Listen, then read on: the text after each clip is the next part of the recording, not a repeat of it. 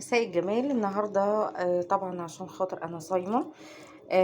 بعمل مكرونه بشاميل بالفراخ. عملتها ازاي؟ ضربت 5 بصلات كبار في الكبه، نعمتهم وقمت حطهم في شويه زيت لحد ما اصفروا، وبعد كده قمت مقطعه الفراخ البانيه زي ما انتوا شايفين. ده نص كيلو بانيه زي ما انتوا شايفين، صغير قوي كده. قطعته حتت وقمت حطاه مع البصل لحد ما الفراخ تستوي.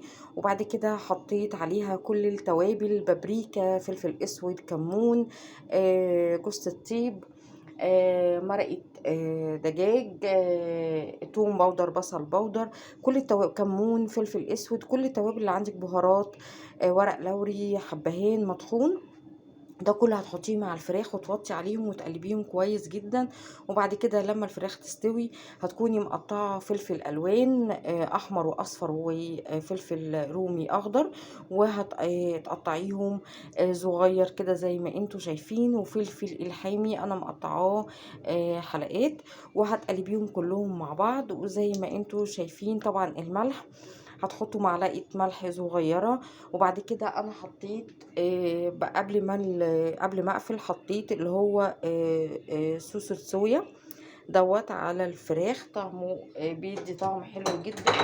وحطيت كمان اللي هو صوص الباربيكيو، ده حلو قوي برضو، بيدي طعم حلو جدا ونكهة جميلة. طبعا سلقت المكرونه وحطيتها في صينيه. طبعا قبل ما بتحطي المكرونه بتكوني مبطنه من تحت بالزيت وبالدقيق، وبعد كده تبتدي ان انتي ترصي المكرونه بتاعتك وتحطي الفراخ، سواء هتعمليها بفراخ، هتعمليها بتونه، هتعمليها بلحمه، زي ما انتي عايزه.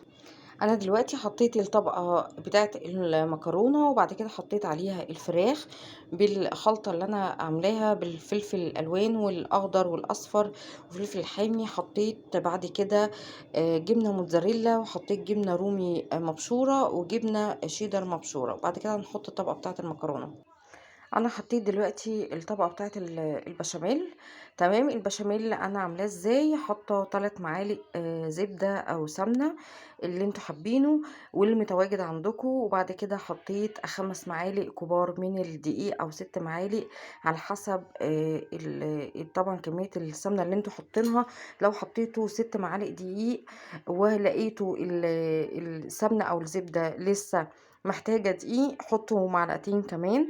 وبعد كده بتقعدي تقلبي لحد ما الدقيق ما تدهوش اللي هو يغمق، يعني يصفر نسبة بسيطة. وبعد كده بتقومي حاطة عليها اللبن. انا حطيت كيلو لبن عشان خاطر انا هعمل حاجة تانية جنب المكرونة البشاميل. وبعد كده بتقعدي تقلبيه كويس جدا، وبتحطي كريمة لباني. كريمة لباني انا كنت قايله لكم قبل كده على موضوع الكريمة اللباني، انا بستخدمها في كل اكلاتي. اللي هي الكريمة اللباني دي انا كنت قايله لكم اللي انا كنت جايباها آه، من مكان. انا كنت عامله لكم فيديو قبل كده عليها، من اللي هو مصنع المصريين بتاع الزبدة. بصراحة كريمة اللباني حلوة جدا. انا حطيت منها معلقتين كبار. وبعد كده تحطي التوابل بتاعتك كلها، وتحطي مرقة الدجاج اللي هي المرقة الفورية بتاعت الدجاج او مرقة اللحمة او مرقة الخضروات. وبعد كده بتقومي حاطة معلقة صغيرة من الملح، عشان بشاميل لما بيكون حادق ما بيكونش طعمه حلو. هنعمل ايه دلوقتي تاني؟ هنحط معلقة صلصة مع بضاية مع شوية فلفل اسود وكمون. حابه تحطي كده، حابه مش حابه براحتك. هتدخليها الفرن بالطريقه دي. وبعد كده هتطلعيها اول ما تبتدي ان هي تستوي. هترشي من فوق الوش الجبنه الموتزاريلا والجبنه الرومي المبشوره، و وتدخليها تاني في النار، وعلى النار في الفرن يعني. وبعد كده بتقومي مطلعاها تاخد وش وتمط معاكي. ودي بتبقى اخر مرحله للمكرونه. تمام. دي المكرونه البشاميل بتاعتنا النهارده. انا بحبها بالفراخ اكتر من اللحمه. طبعا انتوا عارفين ان طبعا كل حاجه غاليه واللحمه اغلى من الفراخ، فانا بحبها بالفراخ اكتر.